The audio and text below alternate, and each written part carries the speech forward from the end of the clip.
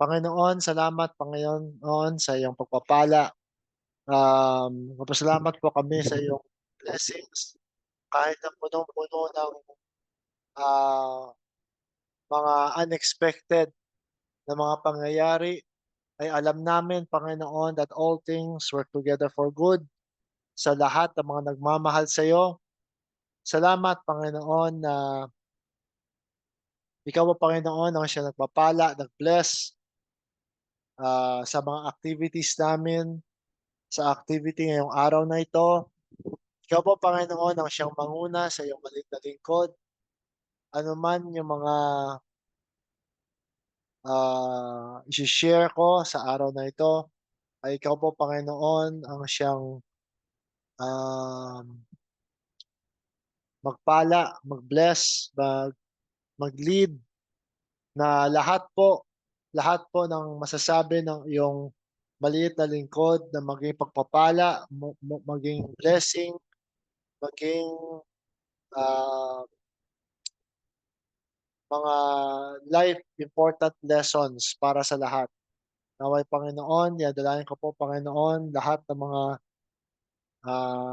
kapatiran, ano man yung mga pangangailangan ng bawat isa, sa lahat 'no Panginoon, especially sa mga senior citizens, sa mga seniors natin, si Pastor Ed Layok, si Sister Linda, ay sa mga seniors, sa mga citizens na nandito at sa abroad. Lahat po ito, Panginoon, ay dinadalangin ko po, Panginoon, ano man ang pangangailangan ng bawat isa, pagpalain mo ang ministry ng bawat isa, ano man yung kanilang mga trabaho o ano man yung mga ministry, ano man yung leading. Ikaw po, Panginoon, ang siyang patuloy na mag-bless, patuloy niya po palakasin ang kanilang katawan, always watch over them, protect them, and provide for them, Lord. Sa mga may karamdaman, hindi lamang sa mga seniors kundi pati sa, especially sa aking kapatid na dumadaan ng, dialysis. Ikaw po Panginoon siyang patuloy na mag-bless, ng provision, ng healing, sa amin Panginoon. Ano man yung mga provision, mga pangangailangan ng bawat isa Panginoon. Ikaw po Panginoon ang siyang magpala, siyang mag-bless sa bawat isa. Sa mga ministers, sa bawat isang mga ministry, ikaw po Panginoon ang siyang patuloy na mag-channel ng iyong kaalaman, ng iyong anointing, ng iyong, pagpapala sa lahat. Di lamang sa mga ministers dito, kundi sa kanilang buong congregation, dito sa Pilipinas at saan man dako ng mundo. Ikaw po Panginoon ang siyang magpala, mag-bless. Gayon din um, sa iyong pagbukas ng iyong unawa sa araw na ito ay maunawaan namin na lahat ng mga nangyayari sa paligid ay parte po ito ng ng ah, pagbubuo namin ng aming mga kaalaman, aming mga experience at, maging tulong ito sa pagtulay sa amin papunta sa ngayon na kinaroroonan namin ngayon, na siya nag-contribute sa growth and development ng bawat isa, sa maturity and, stability ng bawat isang tao. Salamat Panginoon na ikaw po ano, ang siyang nagma-manifest sa bawat individual, sa bawat, ah, human being na naghuhubog sa amin, aming karakter, aming pagkatao, aming, ah, pagiging espiritu na siyang namumuhay ng buhay tao. Salamat Panginoon na nai-reveal mo ito sa amin. Ikaw po, Panginoon, ang laging um, nangunguna sa lahat. Ano man yung mga nangyayari, maging dito sa bansang ito o sa mandakong bansa, Panginoon, makita namin na lahat ng old system ay unti-unti nang nadudurog, nawawala, Panginoon, sapagkat nandito na ang bagong sistema, nandito na ang pag-ibig na mumutawi sa lahat ng tao upang sa ikauunlad at ika-aabante ng sangkatauhan tungo sa isang mapayapa at mapagmahal na lipunan. Salamat, Panginoon. Alam namin na malayo pa ang aming mga tatahakin, marami pang mga experiences sa pagdaraanan. Ngunit salamat, Panginoon, na pinakita mo na ikaw ay kailanman ang may hawak, may akda ng lahat. Lahat ng ito, lahat ng bagyo, lahat ng kahinaan, lahat ng mga pagkakamali, lahat ito ay pinagdaraanan namin, ngunit alam namin na may hangganan. Alam namin na may katapusan. Alam namin na labalagpasan namin lahat ito, pero lamang ay parte ng aming proseso sa paghubog sa amin. Alam ko, Panginoon, na ito na ang tamang panahon na kami mag-prosper and enjoy life and live long. Kaya lahat ng ito, Panginoon, ang aming pinapasalamatan sa iyo sa matamis sa dakilang pangalan ni Kristo Jesus. Amen and amen. Kaya po kaya natin sabihin na ngayon ay golden age, kaya natin sabihin na tayo ay si Kristo, kaya natin pangatawanan na kung sino tayo ngayon ay dahil sa lahat ng mga experiences na pinagdaanan natin. Ang mga mahihirap na desisyon na pinaghirapan, mga desisyon natin sa buhay, ang mga experiences, no?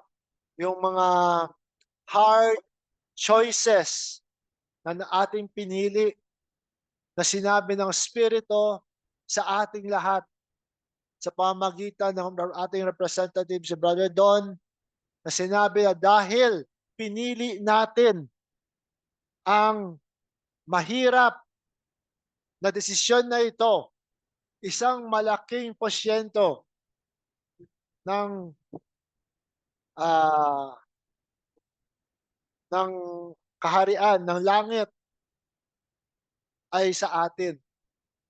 Hindi po ito isang langit na pupuntahan natin, kundi ito po ay isang kondisyon, kondisyon na siyang naghuhubog sa atin ngayon sa ating pagkatao. Amen? So, punta tayo sa ating slides.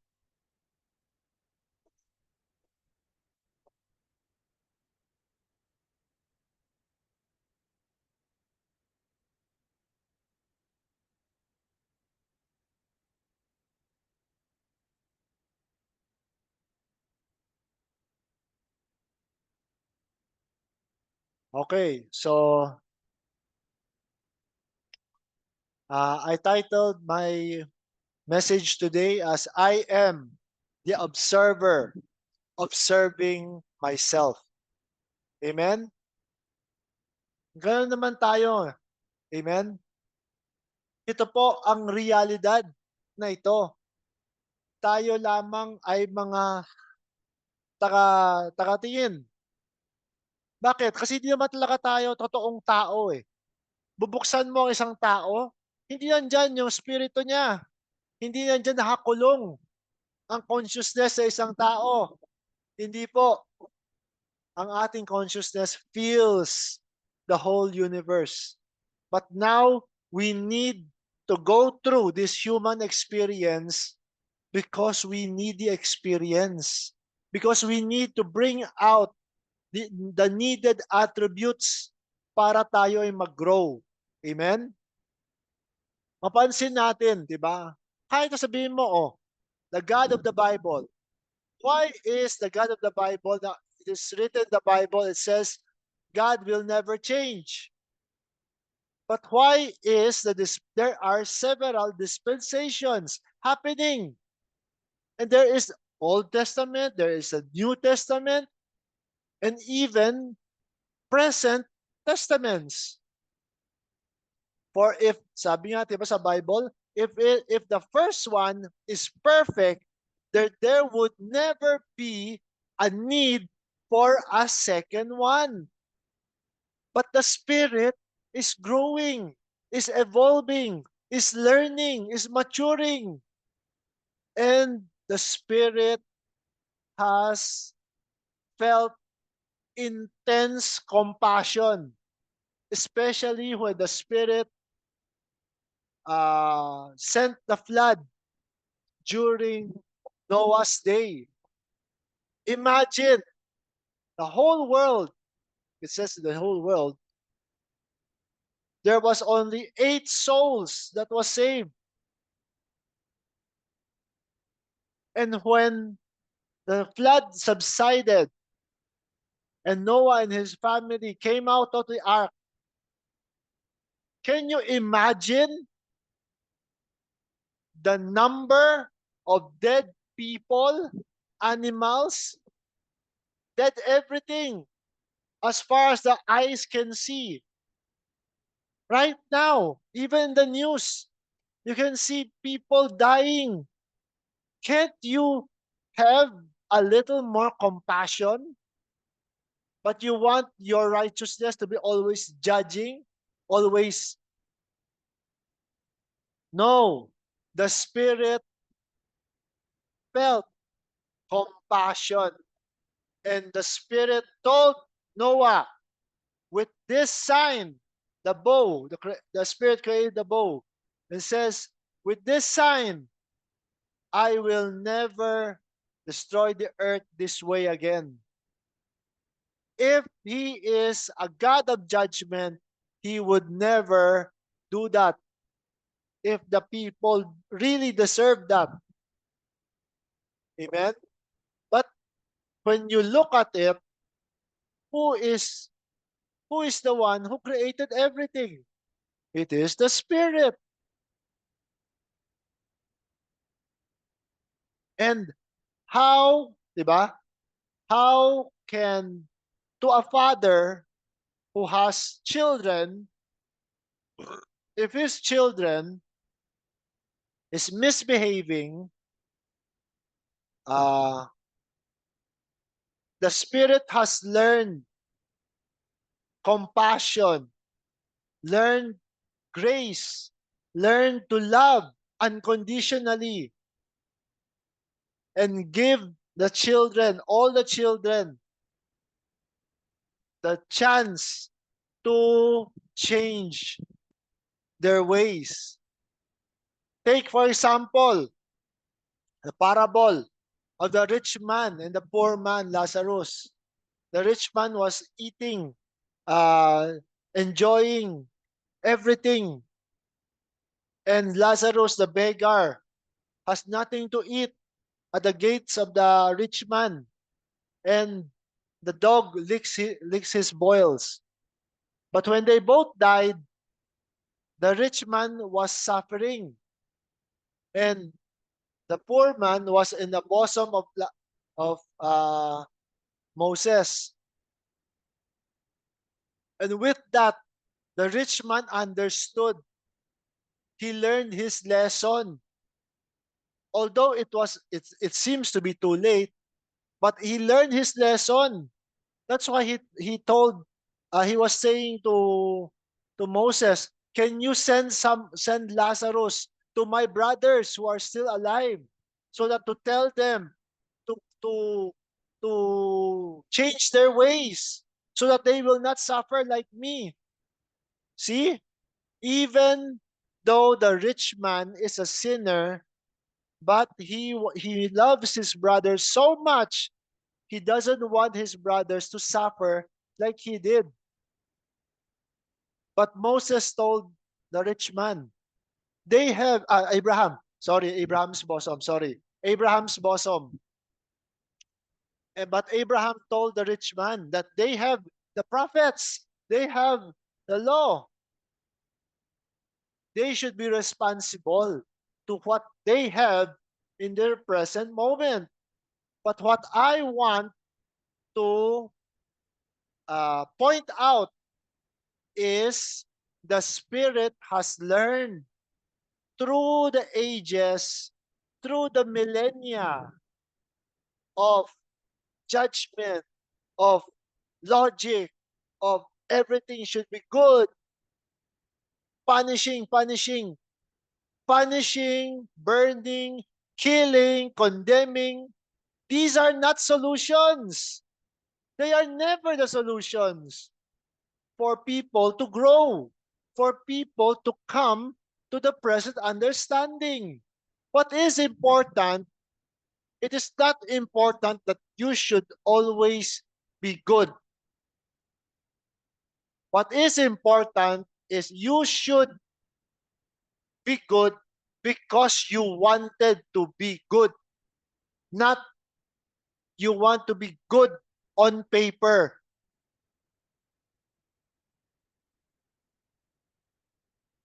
There are so many politicians right now who have so many pending cases, but they are always acquitted because they use under the table tactics. They always find ways to go around the law so that they would not be convicted. See? People is losing the very essence of the law.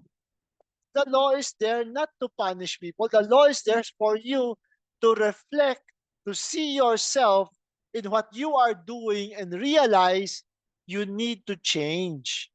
You are going about this the wrong way and you need to change. How can you learn if you cannot see the wrong things you are doing? That is the purpose of the law. But people uses the law.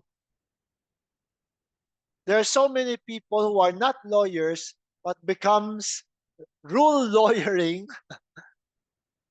They will twist the words to be in favor of them, even though the words are obvious, but because they are in power, they can twist it to their own interpretation, whatever interpretation they want. No, we should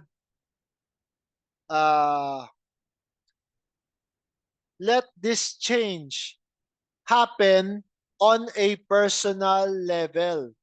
Amen? Change should come from a personal experience. No matter how much you try to reform, to change, to scold people to change, if the person himself, herself, does not change from within, nothing will be done. Lessons will never be learned because they will always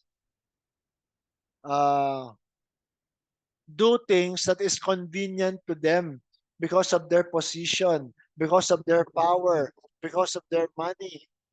So that's why there are so many radical changes happening right now. And America is experiencing that. Amen. I really pray that the Philippines, especially the politicians, would clean themselves up so that there would not be a radical change happen. I really pray, amen, for the Spirit is here in the Filipino people and change will happen one way or another.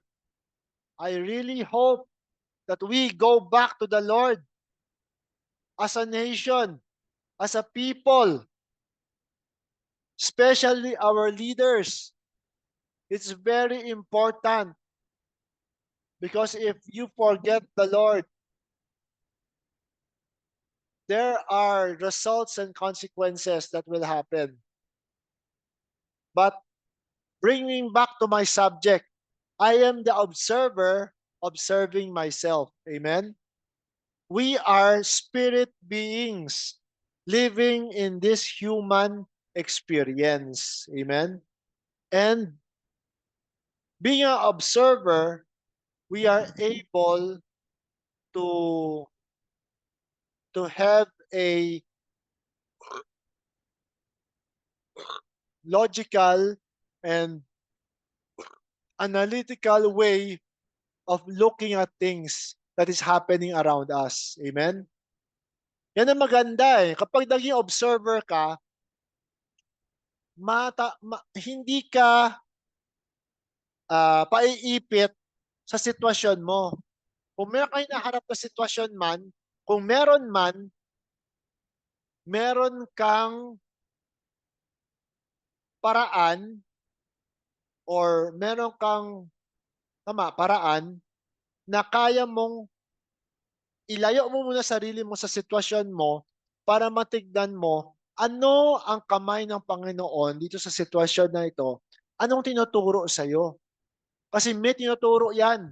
Sigurado may tinuturo yan. Ngayon, yung ini-experience mo ngayon, hindi yan hatol. Hindi yan palo. Hindi yan katulad ng mga tradisyonal na isipan natin. Wala na pong ganon. Amen? Sapagkat kilala ko kung sino ang Panginoon.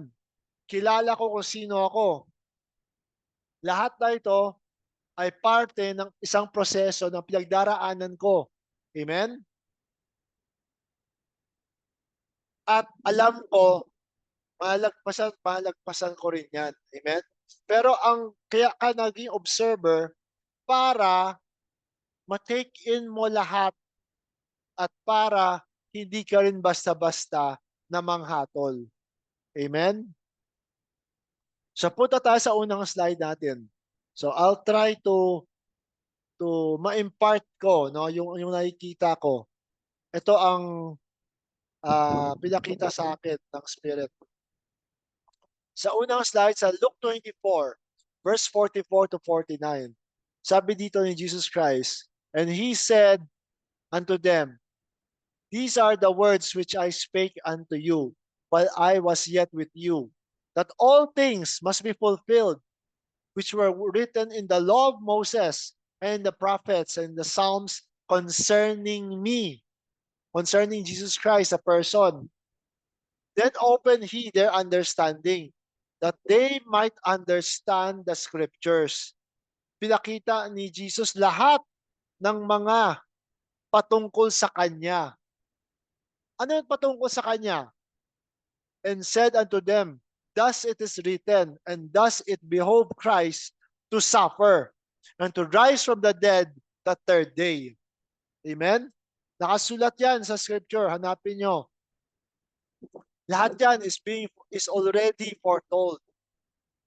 Pero, kinakailangan na magkaroon ng kaganapan. Amen? Bagamat ang thought ng Spirit ay totoo, ngunit kailangang merong manifestation. Bakit? Because it is only through manifestation can there be experience. Without manifestation, there is no experience. Even though you have full knowledge, even though you know everything, if you have no experience, everything is just ignorance. Magiging ignorante ka lang. Ito example, sabi ko, palagi ko kinakwento to eh. Nung ako'y pumasok sa trabaho, sangkatutak na mga ledger, mga libro, mga rules, mga job description, ito mga gagawin ko lahat. Binasa ko lahat. Walang hands-on. Akala mo, dami namin, siguro ilang linggo kami nagbasa-basa doon. memorya-memorya. Pagkasabak sa branch, hala, ha, ano ito? Ha, ano ito? Paano to? Kapag kapag nakasabak ka na, marami na iba't ibang mga problema na hindi nakasulat sa hindi mo kayang isulat lahat. Amen? 'Di ba? Nakaturo doon anong mga proseso kailangan mong gawin para mag-process ng isang transaction. Ang problema, wala namang naka-indicate kapag merong pangit pagsulat ang kliyente o magreklamo ang kliyente o basta kung may offline o yung magkaroon ng problema yung machine, eh, ginagamit namin machine puro luma, eh, 'di ba? Iba ang actual hands-on experience at iba yung logic, perfect knowledge but wala kang experience. Amen? So verse 47, and that repentance and remission of sins should be preached in his name among all nations, beginning at Jerusalem. And ye are witnesses of these things. Verse 49, and behold, Luke 24, no? Verse 49. And behold, I send the promise of my Father upon you, but tarry ye in the city of Jerusalem until ye be endued, until ye be endued with power from on high. Amen? Ano yan?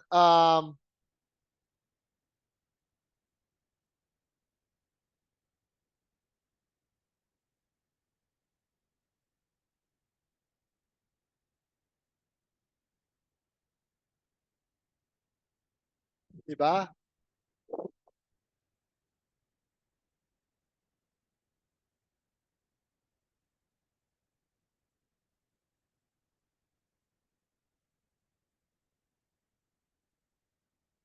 Until you are endued with power from on high. Sorry. Yeah, may ko slides para makita dyan sa inyo sa live. Yan. Para makita nyo yung slides. Hindi kasi yung magpapalit. So, yung power from on high, it is the anointing. Amen? At yung anointing na yon, hindi siya pag time na yon nag-manifest, ay yan lang ang time na dumating yung kapangyarihan. Hindi. Amen?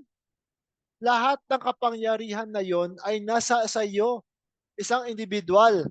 Pero nasa sa iyo ang tamang panahon, kailangan tamang panahon at tamang sandali. Amen? At yan po ay magmamanifest sa iyo, pero meron ka na. It is just you bring it out on the right and perfect time. Amen? Nung time na kasama pa ng mga disipulo si Kristo, marami pa silang hindi alam. Marami pa silang mga pagkakamali na nagagawa. Amen, 'di ba? Pero meron, kaya niya na gumawa eh. O nung naglakad si Kristo sa tubig, sabi ni Pedro, tawagin mo ako para makapaglakad ako sa tubig.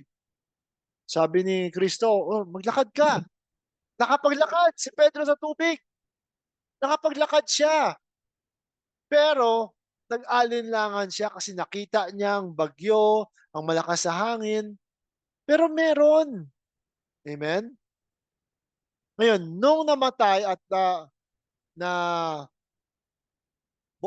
na resurrect si Jesus Christ sa upper room, nung dumating ang Holy Ghost sa kanila, anong dumating?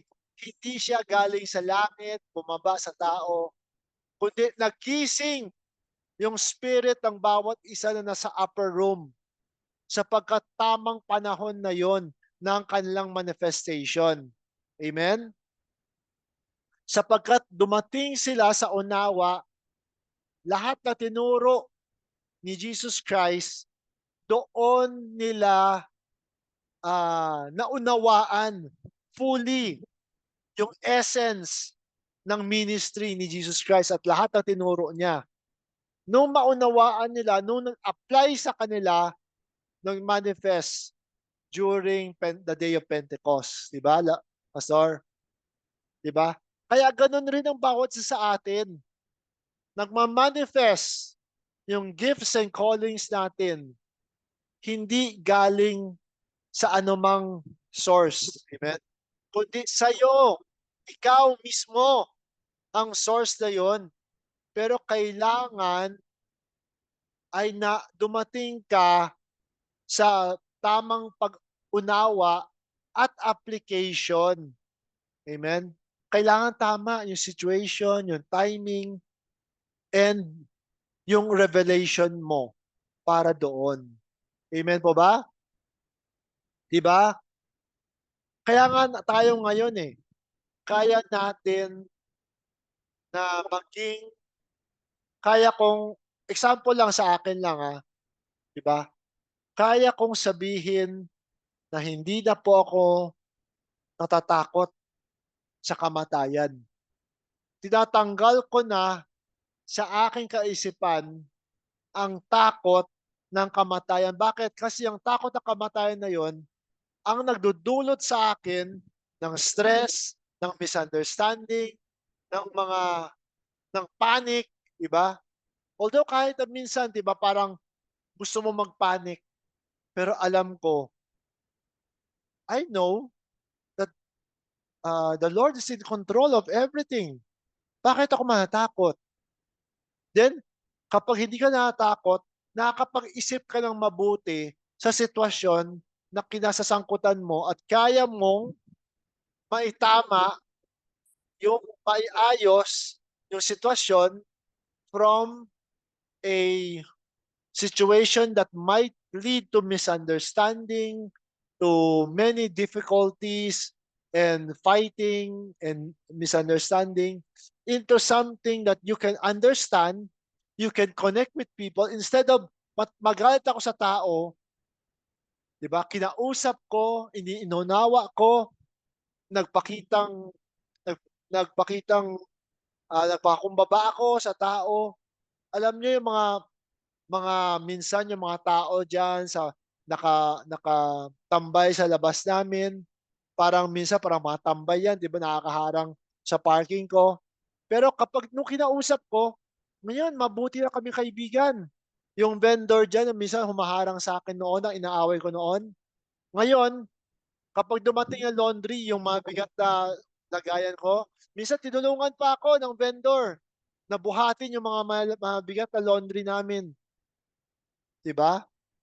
When you connect with people, sila naman nag-a-adjust yung mga nakakaharang. Oo nga, nakakaharang sila. Pero kapag nakita nila ako, naunawaan nila, dumating na ako, nag-a-adjust sila.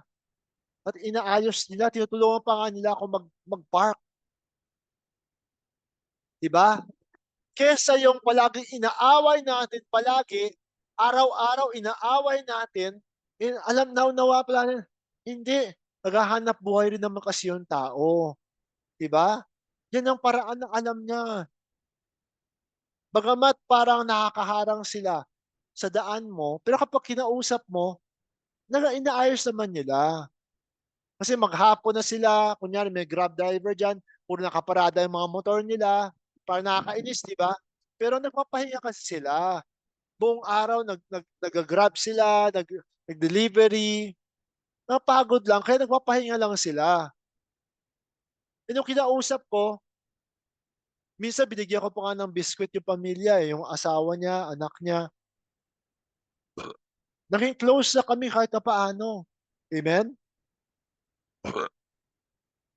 Yung buhay na meron sila, si Kristo rin yun. Sa katauhan lang nitong taong ito. Nung kinausap ko, nung nag-connect kami in more ways than one, nagkaunawaan kami, di ba? Kahit na paano sabihin natin, may band na kami kahit na paano. Kahit sabihin mo, hindi mo kilala, hindi mo naman kilala pangalan yan Pero kapag nakita nila ako, may respeto. May respeto yung asawa, palagi sinabi, "Oh, konti nga sila." Tinatapik niya ang asawa niya, iusog niya yung motor. Minsan yung mga motor na hindi kilala, inuusog niya, tinutulungan niya mag-usog. 'Di ba? Ang tao, basta pakitaan mo lang na malasakit, lahat naman tayo pareho naman nakahanap buhay, eh. Lahat naman tayo para-pareho naman, eh. At kapag pinaramdam mo 'yan sa iyong kapwa, you will connect to the Christ who is them, and they will relate. They will susuklian ka nila kahit papaano yung kabutihan na meron ka. Ang importante is yung kabutihan na binibigay mo, huwag ka maghahanap ng kapalit. Huwag ka mag-expect. Amen? Kundi hayaan mo na ang kabutihan nila parang taos-puso na ibigay nila. Huwag mong i-expect. Huwag mong hanapin. Amen? And through that, you can see Christ manifesting in humanity. Every time nasa ospital kami, dialysis ni ate, nakikita ninyo grabe yung mga matanda tapos namamanas na katawan kasi puro kidney patient eh. Hirap na hirap, hirap na huminga yung iba, hirap na kumain, hindi pwede uminom maraming tubig. Pero mabigyan mo lang sila ng konting ngiti, makumusta, ma madamayan, mahawakan mo, kamayan mo, ang laking ginhawa na. Amen? Ang laking pagpapala na sa tao. Amen? It is Christ connecting to the masses. Amen? Lahat tayo may missing the mark naman eh. Amen? Pero iba talaga kapag ikaw ay nakakapag-connect sa iyong kapwa. You are provoking them in love. Hindi provoke lang. Pastor, provoking ka pala. Uy, nakasulat kaya sa Bible, provoke one another in love. Parang masama, ano, provoke. Provoke, parang galit ka yata eh. Hindi. Provoking one another in love. Amen? Tuloy tayo sa next. Sabi dito sa Revelations, no?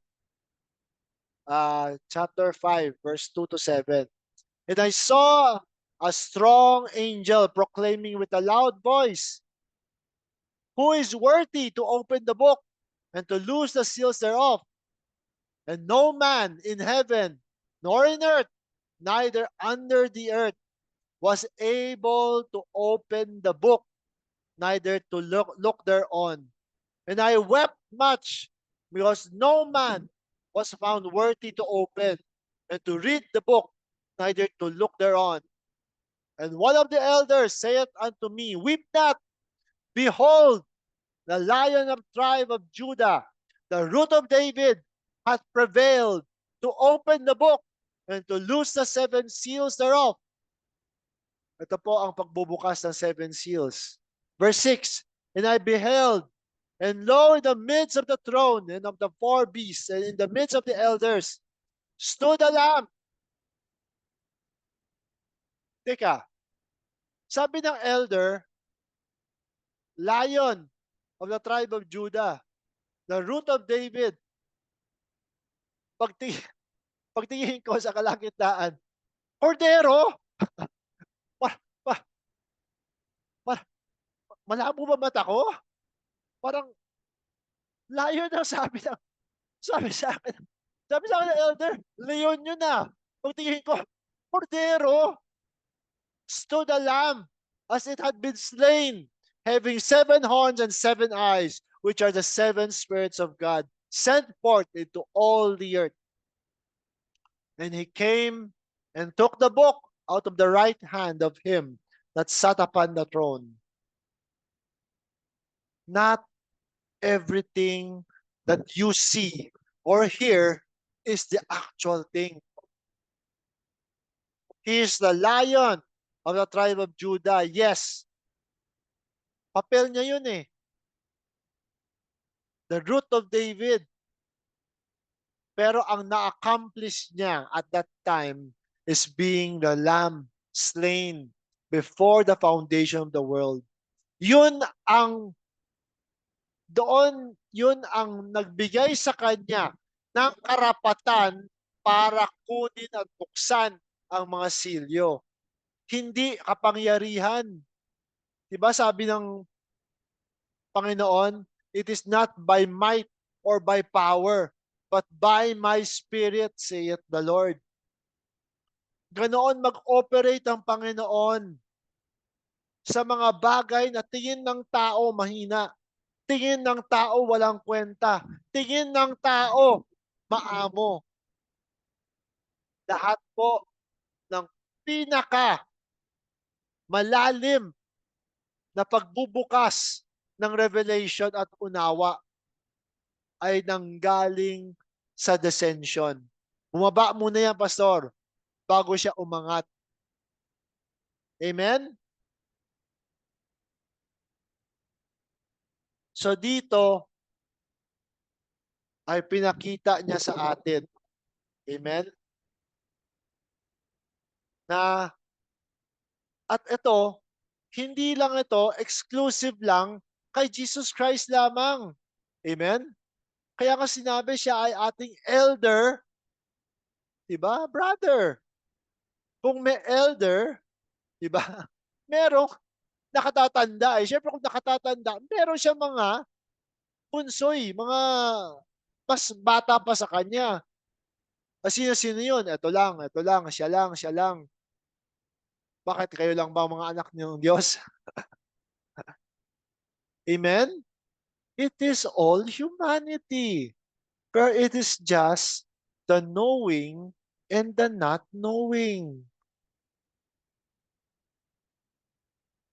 So ang punto ko dito rin is yung pagiging kordero, hindi siya forever na kordero. Di ba?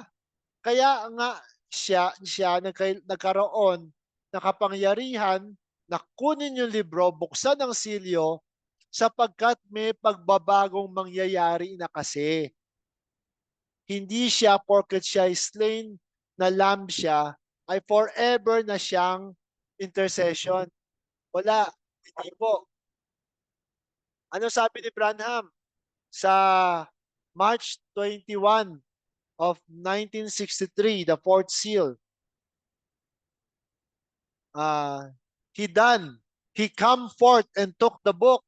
Then intercession is over. Ha? Matapos na pala. Intercession is over. He is off the throne. There is no more blood on the mercy seat. And then what is it? Judgment seat. Naging judgment seat na raw, sabi ni Branham. Yan ay 1963. 1963. But time we can see that the time is running. Amen? Oo, kailangan mag-preach ang mga disipulo nung panahon ng Pentecost na namatay si Kristo para sa kaligtasan ng buong mundo. Pero pagtakbo ng mga siglo, mga milenya, ay nag-progress ang spirit at dumating sa punto nung pagbukas ng silyo, tapos na ang papel ni Kristo na pagiging kordero lamang. Amen? Move on na, sabi ni Kristo. Move on naman tayo. Amen? Ang judgment. Pero teka, judgment ba? Hanggang kailan ba yung judgment?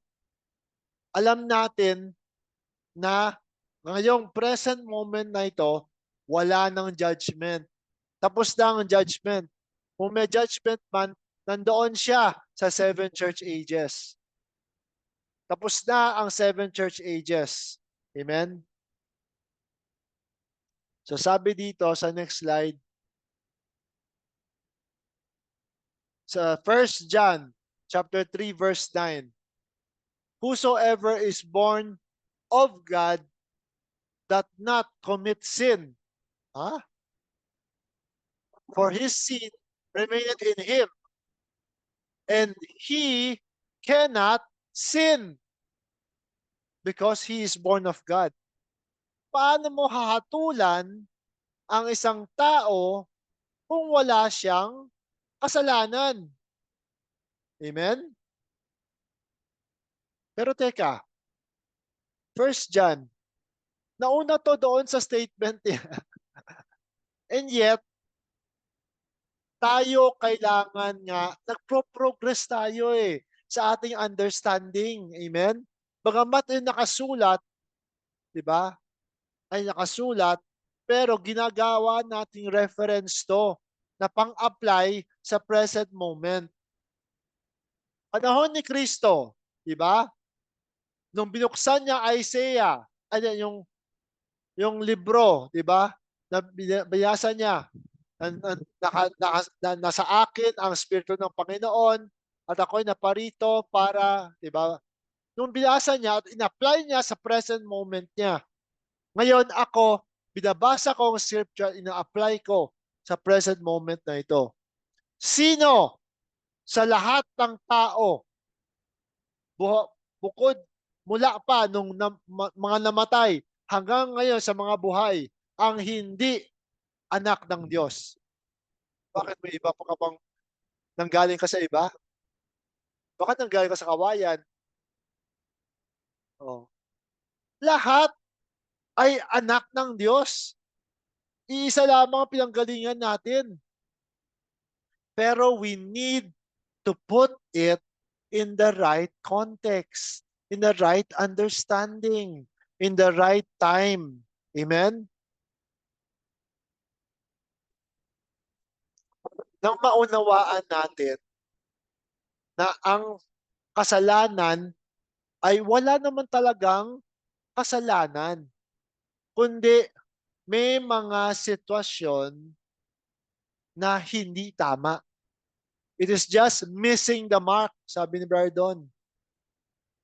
May mga pagkakataon sa buhay na nagkakamali tayo ng desisyon. Amen? At it does not define you. Hindi yan nakakabit sa'yo forever and ever. Sapagkat kung ang spirit ka, nagbabago Tao pa kaya, hindi kaya magbago. Pero ang tao, kailangan siya mismo ang magkusa na magbago. Hindi pipilitin mo. Sapagkat kung anong pilit mo kapag ayaw ng tao, walang pagbabago mangyayari. Amen? That's why, sino bang observer? Ikaw. Ikaw ang observer. Observing yourself. Kung ano mga nakikita mo sa iyong paligid, tignan mo ang sarili mo. Kung meron kang gustong hatulan, tignan mo ang sarili mo. Ikaw ba? Manghahatol ka ba? Ikaw ba? Diba? Gaano ka ba katawid? Gaano ka ba ka-righteous? Baka meron kang kailangang baguhin sa sarili mo. Sapagkat kung binago mo ang kaisipan mo, ang sarili mo, makikita mo na anumang kaguluhan sa paligid mo, hindi ka apektado. Amen? Pagkus yan po ay magiging parte lang ng lesson and experience. Amen? So, wala na pong pwedeng paghahatol tayo, pwedeng ano man yung sabihin natin. Kasi kung observer ka lang, hindi ka manghahatol Nakatingin ka lang eh. Kahit nanonood ka lang eh. Kahit na ano namang hatol mo rin, wala rin namang mangyayari. Walang ibang maapektuhan kung naghatol ka man. Walang ibang maapektuhan, ikaw rin sarili mo. Yan ang importante natin. Kasi ang dami mga judgment, ang dami mga bashers, hindi nila nakikita yung mga ginagawa nila, reflection sa kanila yon. Amen? Tayo lang, nasanay kasi tayo na naapektuhan tayo sa mga sinasabi ng tao. Pero kung kilala mo kung sino ka, alam mo kung ano yung mga capacity at capability mo, hindi mo kailangang magpa-apekto. At yung emotion mo, sa'yo yan eh. Ikaw ang may control ng iyong emosyon. Sa oras na binigyan mo ng kapangyarihan ang ibang tao na mamuno sa iyong emosyon, binibigyan mo sila ng kapangyarihan para sakupin ka. Amen?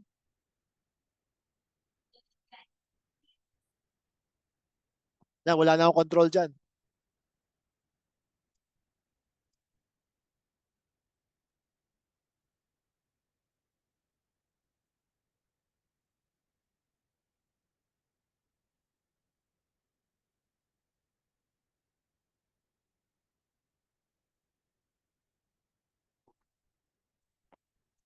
Amen. Okay.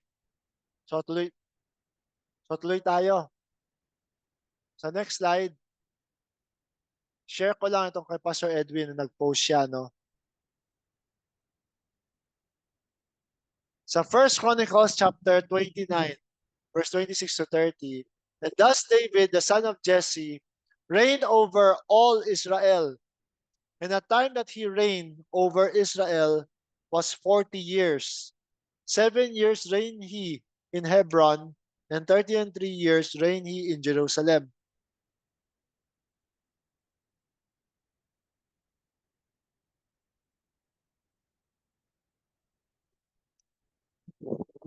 And he died in a good old age, full of days, riches, and honor.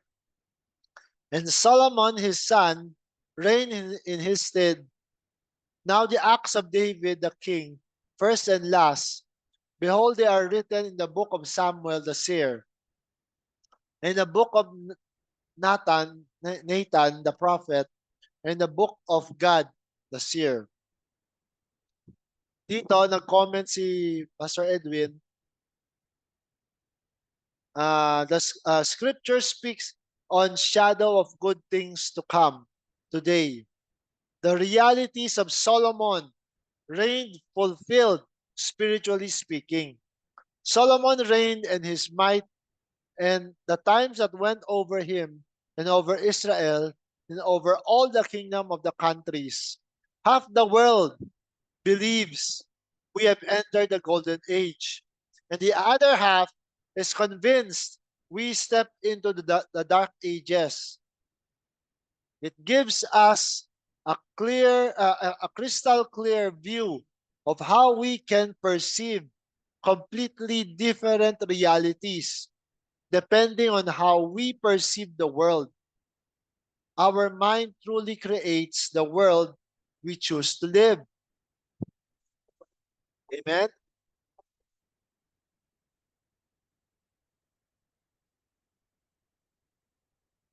So nakikita natin, 'di ba? Sabi ko nga, itong nangyayari ngayon, it is just a matter of knowing and not knowing. Yung iba sabi, nasa golden ages na tayo. Yung iba nagsasabi, nako, panahon ng kadiliman, panahon ng kaguluhan. Bakit? Kasi ang iba, pilit na kumakapit sa lumang sistema. Sa mga sistema na iilan lamang ang nakikinabang. Amen? Mga makalumang sistema. Amen?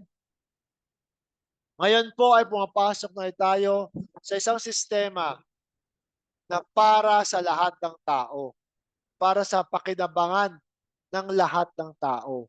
Amen?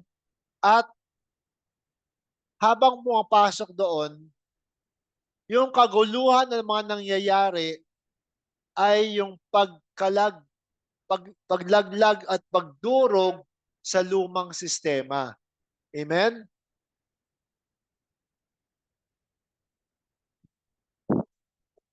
Sabi dito sabi ko sa comment ko, nag-comment ako daw sa comment niya. Let love flow freely and understand that all things happen for a reason. We need to create the situation we want to enter into. Tayo po ang siya nagkre-create nun. Ano man yung nangyayari, kahit na maganda o hindi maganda, lahat po ay may rason. Amen? Pero tayo rin po ang may hawak nun. Tayo rin ang makakapagdesisyon kung paano natin gagawin yung sitwasyon na maging kaaya-aya para sa atin. Kahit na grabe ang kaguluhan. Amen? So tuloy tayo no sa post ni Pastor Edwin. Sabi ito ni quote niya si William Branham. I pray that God will send such a spirit of conviction in the Holy Ghost till they'll come back to His leadership instead of our modern leaders of the day all over the world. At sabi dito ni independent thinker, this day, this prayer, and the desire of his heart is fulfilled. Every field and arena is turning their hearts to Christ as we watch the start of the golden age, the great Aquarian revival in humanity. Amen? Nakikita natin ang lahat ng mga bansa, lahat ng mga arenas, anuman yung mga nangyayari, lahat po ay babalik at babalik rin sapagkat lahat po ay nanggaling sa iisang source. Amen? At yun ay nakakatulong sa atin para ma-reconcile anuman yung kaguluhan, anuman yung mga hindi magandang experience, pero alam mo na in control lahat eh. Amen? In control lahat ni Kristo. Lahat po ay babalik at babalik doon. So you just need to face your situation and ride with the flow. Go with the flow, sabi nga, 'di ba? So tuloy ko yung post ni Pastor Edwin. We are ready to begin a realignment of many changes that are taking place in this age of Aquarius, the golden age. There are dogma, creed, doctrine, and interpretation of scripture that simply do not align with the move of Christ, the pillar of fire in this day, after the testaments and the ages. We are watching one of the greatest alignments in the earth right now in the house of Aquarius, the Great Awakening, the Golden Age. We are watching the influences of heaven and earth in humanity. Amen? Nakikita natin ng pagbabago. Kailangan ay, di ba? Bakit sinasabi niya, bakit pinupush niya na palagi? Nakikita, nakikita, nakikita. Bakit mo nakikita? Kasi tumitingin ka, observer ka eh. Di ba? Kaya ka nga nakakakita. You need to put yourself. Alam nyo ba itong nakikita natin? Napakaliit ng porsyento ng buong mundo na nakakaunawa sa sitwasyon na ito. Kaya napaka-importante na ma-share natin 'to sa abot ng ating makakaya. Amen? Mai-share ang pag-asa, mai-share ang kaalaman, ang kabutihan, ang kagalakan, ang pagpapakumbaba, ang importante ng kahinahunan. Amen? Sa lahat ng bagay, sa lahat ng mga fruits of the Spirit na kaya mong may impart at nakikita mo nagmamanifest sa iyong kapwa, yan ang mga senyales na unti-unting tumutubo ang mga binhi na iyong inihahasik sa mga tao. Saan ka man pumunta, sino man ang iyong kasama o kausap, sino man ang sinasamahan mo, sa mga taong pinapakitaan mo, tinutulungan mo, ano man yung mga gawain na ginagawa mo. Amen? Never underestimate the importance of the seed, ng binhi na ating tinatanim, binhi na kabutihan, binhi ng pagkakawang gawa, binhi ng pagpapakumbaba, na pagiging, di ba? Lahat yun, may binhi tayong hinahasik sa buong sangkatauhan. Amen? And you need to be observant. Ikaw ay observer. As much as possible, know who you are.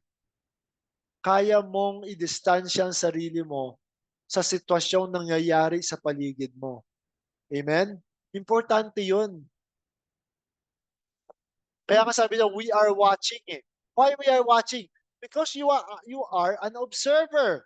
Kaya mo nakikita. Amen? So sabi ko dito, sa slides ko, the Lord has reconciled us back to Himself through Jesus Christ. We needed to go through experiences, exploring the unknown. Something that is unknown is not necessarily bad. It's just that each of us needed to go through that phase in our life. Amen? Ano yung mga unknown sa buhay natin? Sa mga pagkakataon na hindi natin alam kung anong kahihinatnan. Amen? Pero dahil desisyon natin, kailangan nating harapin. Amen? Kailangan nating parte yan ng proseso natin. Kaya nga sabi ko, wala naman, ang pinaka-importante dito ay ma-realize mo na observer ka, hindi ng ibang tao. Huwag kang pakialam, makisawsaw sa sitwasyon ng ibang tao. Ang pinaka-importante dito ay maging observer ka sa sarili mong sitwasyon, sapagkat wala kang kapangyarihan na magbago ng ibang tao kung ayaw magbago. Ang meron kang kapangyarihan ay ang pagbabago mo sa sarili mo, sapagkat ikaw ang hari ng iyong kaharian. Ikaw ang Panginoon. Ikaw ang kaharian ng Espiritu. Amen? All power in heaven and in earth is given to me, sabi ni Kristo. Kaya natin sabihin yun, na all power in heaven and earth. But ang hawak natin, all power, regarding ourselves. Amen? Sa ating pag-iisip, sa ating mga gawain, mga desisyon sa buhay. Wala tayong power sa ibang tao. Amen? Oo, mahal natin yung mga mahal natin sa buhay. As much as possible, mahalin natin, i-correct natin. Pero ang pagbabago, hindi manggagaling ang pagbabago sa kanila, hindi mo kayang manggaling sa iyo. Ang pagbabago sa kanila at kanilang sitwasyon at buhay ay manggagaling sa kanila. Pero tayo, kayang-kaya nating baguhin yung sarili natin, especially yung pag-iisip natin. Nagsisimula sa spirito, sa isip, at sa pagbabago mo sa isip mo, susunod ang iyong katawan. Sabi ng isipan mo, magaling ako, malusog ako, anumang karamdaman na ito, may antibodies ako, may gamot ako sa katawan ko, haharapin ko anuman yung mga infection na yan, anuman yung sakit na yan, gagapiin, bubugbugin na aking immune system yan. Kakainin ng aking sistema yan. At ako ay magiging magaling, ako ay magbubunyi, ako ay magpasalamat. Wala akong oras sa magkasakit sapagkat marami akong nagsisilbihan ng mga mahal sa buhay. Amen? Amen po ba? Diba? Alam nyo, noon, kahit noon pa panahon pa ni Pastor Villagonza parang nilalagnat ako, parang ayoko magsimba. Pero nung nagsimba ako, nawawala yung lagnat. Nawawala yung sakit ng ulo. Nag, nag, diba? Nag-praising tayo, kumakanta tayo, pumapalakpak tayo. Amen? Nasa atin yun lahat. Ikaw ang may hawak sapagkat ikaw ang observer ng sarili mo. Amen? So sa last slide ko, whatever you condemn, you have limited yourself. AAY. Ito ang dating quote pa ito ni AAY. Tapos nag-post ako ng comment. Sabi ko dito, condemning without knowing the root cause of the matter, we miss out a great opportunity to learn and grow in the moment. The very thing we condemn will one day happen to us, and we will have no clue in dealing with it. But if we will just take the time to learn, understand, and face it in the moment, we will gain a great and fruitful experience. And up to now, I am learning itong quote na ito. Kahit na ilang taon na nakalipas, I am still learning and trying to adapt. Amen? Sabi ko sa iyo, napakabilis magsabi, pero napakamahirap na magbago. Pero nakikita mo, nagbabago. Yun ang importante. Naramdaman mo, may nagbabago naman. Amen? Don't give up. Don't say na, wala na pag-asa yan. Laging buhay ang pag-asa habang may buhay. Amen? Amen po ba? Kailangan ay matuto tayo. So, yan lang ang last na slide ko. Amen? So, sana po ay naging pagpapala ang aking sharing sa araw na ito. Takpan ng Panginoon. Amen? So, sa mga nakikinig sa live broadcast, ito yung pangalawang live ko. Yung unang live kasi naputol kasi si Facebook maraming restrictions sa kanta. Sineshare ko yung mga kanta ni Sister Gina. Wala eh. Pinutol ni Facebook eh. So, amen. So, sana po ay naging papala. Lahat po tayo, amen, ay observer.